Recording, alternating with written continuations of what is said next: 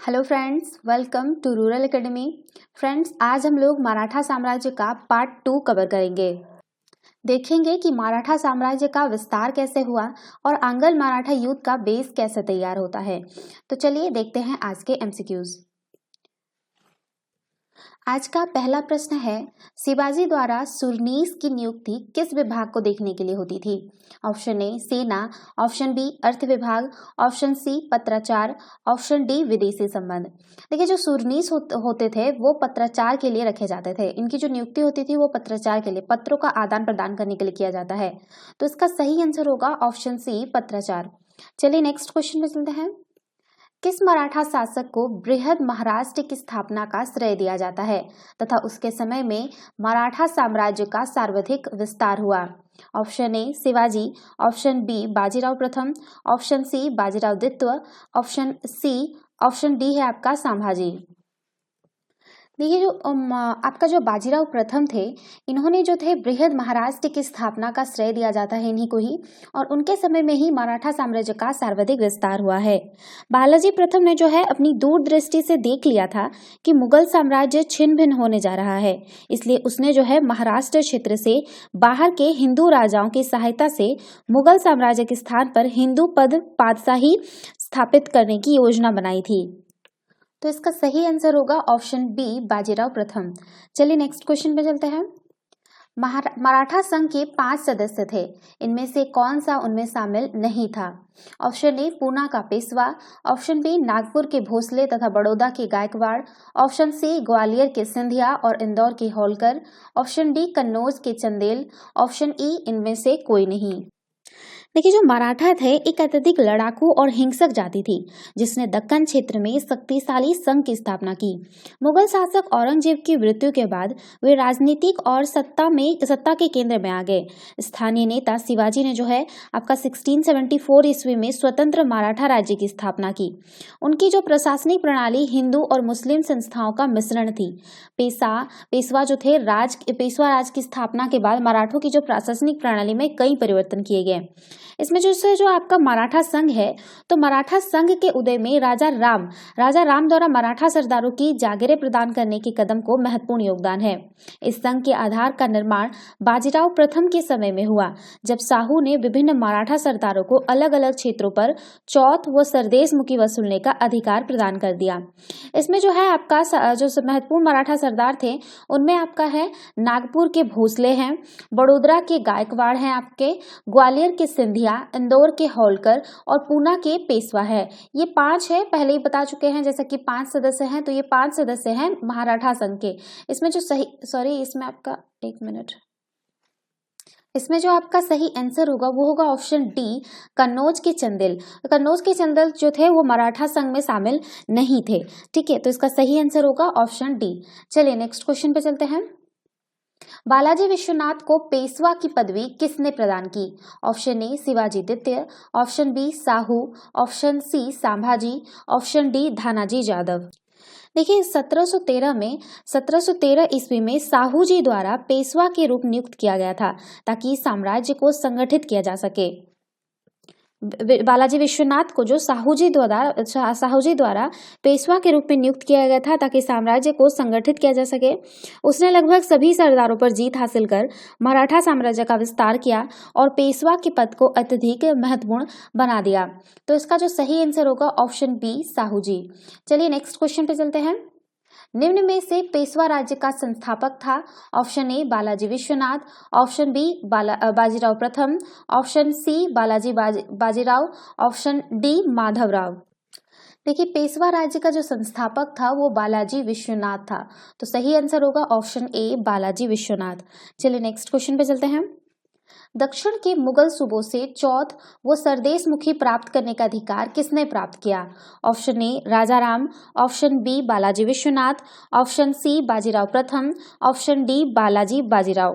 देखिए, दक्षिण में के मुगल सूबों से जो है चौथ व सरदेश मुखी प्राप्त करने का अधिकार जो है बालाजी विश्वनाथ ने प्राप्त किया था, तो इसका सही आंसर होगा ऑप्शन बी बालाजी विश्वनाथ।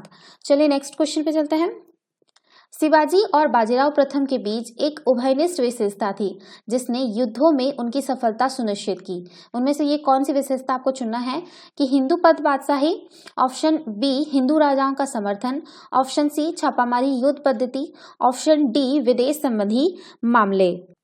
तो इसका जो सही आंसर होगा वो होगा ऑप्शन सी छापामार युद्ध पद्धति। ये दोनों के बीच में एक उभयनिष्ठ यही एक विशेषता थी। ठीक है, चलिए नेक्स्ट क्वेश्चन पे चलते हैं। किस मराठा सरदार ने 1719 ईस्वी में मुगल बादशाह को उपवस्त करने में सैयद बंधुओं की सहायता की? ऑप्शन ए शिवाजी द्वितीय, option B Sahu, option C Bajirao प्रथम, ऑप्शन डी बालाजी विश्वनाथ। देखिए बालाजी विश्वनाथ जो थे, बालाजी विश्वनाथ ने जो है 1719 ईस्वी में मुगल बादशाह को अपदस्थ करने में सैयद बंधुओं की सहायता की थी। ठीक है, तो इसका सही आंसर होगा ऑप्शन डी बालाजी विश्वनाथ। चलिए नेक्स्ट क्वेश्चन पे चलते हैं। पानीपत का तीसरा युद्ध किनके बीच हुआ? ऑप्शन ए इब्राहिम लोदी और बाबर, ऑप्शन बी अहमद शाह अब्दाली तथा मराठा, ऑप्शन सी हेमू तथा अकबर, ऑप्शन डी अहमद शाह अब्दाली तथा नादिर शाह। देखिए क्वेश्चन में जो है आपका पूछा गया है कि पानीपत का तीसरा युद्ध कब हुआ था, किनके बीच हुआ था। तो हम लोग उससे पहले तो पहला युद्ध किनका हुआ था ये थोड़ा जान लेते हैं। ठीक है, पानीपत का जो पहला लड़ाई हुआ था वो आपका 1526 ईस्वी में इब्राहिम लोदी और बाबर के बीच में हुआ था। ठीक है, और पानीपत का पहला युद्ध उत्तरी भारत में लड़ा गया था और इसने इस इलाके में मुगल साम्राज्य की नींव रखी थी। यह उन पहली लड़ाइयों में से एक थी जिसमें बारूद, आग्नेयास्त्रों और मैदानी तोपखाने की लड़ाई में शामिल किया गया था। तो ये जो था इसके बाद से जो है मुगल शासन स्थापित हो गया है भारत में। ठीक है, तो इसका जो है आपका प्रथम युद्ध ये नोट कर लीजिएगा और किनके बीच में हुआ है, वो इब्राहिम लोदी और बाबर के बीच में। अब बात करते हैं दूसरा युद्ध के बारे में। दूसरा युद्ध जो हुआ था वो आपका हेमू और अकबर के बीच में हुआ था। ठीक है, दूसरा युद्ध, और ये युद्ध हुआ था आपका 1556 ईस्वी में हुआ था। ये 1526, ये 1556। ठीक है, 30 साल बाद फिर दूसरा युद्ध पानीपत का हुआ। पानीपत आप लोग को पता होगा कि हरियाणा में ये पानीपत पड़ता है। ठीक है, हरियाणा का एक स्थान है। और जो पानीपत का द्वितीय युद्ध था वो उत्तर भारत के हेमचंद्र विक्रमादित्य, इसका पूरा नाम जो था हेमचंद्र विक्रमादित्य, जिसका लोकप्रिय नाम हेमू, और अकबर की सेना के बीच 5 नवंबर 1556 को पानीपत के मैदान में लड़ा गया था। अकबर की सेनापति खान जमान और बैरम खान के लिए एक निर्णायक जीत थी। इस युद्ध के फलस्वरूप दिल्ली पर वर्चस्व के लिए मुगलों पर अफगानों के बीच चलने वाला संघर्ष अंतिम रूप से मुगलों के पक्ष में निर्णित हो गया और अगले 300 वर्षों तक मुगलों के पास ही रहा। तो इसका जो दूसरा युद्ध था वो 1556 में हेमू और अकबर के बीच में हुआ था। ये नोट डाउन कर लीजिएगा। और अब बारी आती है तीसरे युद्ध के बारे में। तो तीसरा युद्ध जो हुआ था आपका अहमद शाह अब्दाली और मराठा के बीच में हुआ था। ठीक है, ये इसका तो सही आंसर होगा ऑप्शन बी। और ये भी नोट डाउन कर लीजिएगा कि जो आपका हुआ था ये 1761 में हुआ था। 61 को जो वर्तमान पानीपत के मैदान में हुआ, जो इस समय जो हरियाणा में पहले ही बता चुकी हो। और ये युद्ध में जो है भील प्रमुख इब्राहिम खां गारदी ने मराठों का साथ दिया। इस युद्ध में दोआब के अफगान रोहिला और अवध के नवाब सुजाउद्दौला ने अहमद शाह अब्दाली का साथ दिया है। ये भी लिख लीजिएगा कि मराठा का तरफ से जो थे सदाशिव राव भाऊ थे, और ये तो थे वो अफगान की तरफ से तो अहमद शाह अब्दाली यहाँ ऑलरेडी लिखा हुआ है। ठीक है, तो इसका सही आंसर होगा ऑप्शन बी। चलिए नेक्स्ट क्वेश्चन पे चलते हैं। पानीपत के तीसरे युद्ध की सही तिथि क्या है? ऑप्शन ए 21 जनवरी 1761, ऑप्शन बी 19 जनवरी 1761, ऑप्शन सी 14 जनवरी 1761, ऑप्शन डी 11 जनवरी 1761। जैसा कि मैं अभी बताई थोड़ी देर पहले ही कि पानीपत का तीसरा युद्ध जो हुआ था आपका 1761 में हुआ था, लेकिन अगर एग्जैक्ट डेट के बारे में बात करें तो आपका 14 जनवरी 1761 को ये युद्ध हुआ था। ठीक है, तो इसका सही आंसर होगा ऑप्शन सी। चलिए नेक्स्ट क्वेश्चन पे चलते हैं। पानीपत के तीसरे युद्ध के प्रमुख कारणों में से कौन सा नहीं है था? ठीक है, इसमें कारण आपको बताने हैं। तो दिल्ली पर प्रभाव जमाने हेतु संघर्ष, उत्तर हेतु होगा यहाँ पे, सॉरी हेतु हो गया है, हेतु संघर्ष, उत्तर भारत की अस्थिर राजनीति, पंजाब में अफगान मराठा संघर्ष, ऑप्शन डी है आपका अब्दाली का भारत की राजनीति में हस्तक्षेप, ऑप्शन ई दक्षिण भारत की कमजोर स्थिति। देखिए इसमें से आपको कारण कौन नहीं था ये चुनना है। देखिए ये जो है आपका पानीपत का तीसरा युद्ध होने के लिए दिल्ली पर प्रभाव जमाने हेतु जो संघर्ष था वो सबसे इंपॉर्टेंट रखता है। उसके बाद आपका उत्तर भारत की अस्थिर राजनीति, ये भी कहीं ना कहीं पानीपत के दूसरे युद्ध का प्रमुख कारण थी। पंजाब में जो है अफगान जो है मराठा संघर्ष था, क्योंकि अफगानिस्तान पंजाब के रास्ते से आ रहे थे, ठीक है, हिंदू सिंध के रास्ते से। उसके बाद आपका अब्दाली का भारत की राजनीति में हस्तक्षेप, वो भारत की राजनीति में बहुत हस्तक्षेप करता था। लेकिन ये जो है आपका ऑप्शन ई ये सही होगा, क्योंकि दक्षिण भारत की कमजोर स्थिति पानीपत के तीसरे युद्ध का कारण नहीं था। तो इसका सही आंसर होगा ऑप्शन ई, दक्षिण भारत की कमजोर स्थिति। चलिए नेक्स्ट क्वेश्चन पे चलते हैं। पानीपत के तीसरे युद्ध के कारणों में से एक, भारत के राजनीतिक शून्यता का क्या अर्थ है? ऑप्शन ए, औरंगजेब की मृत्यु के बाद मुगल सत्ता का कमजोर होना।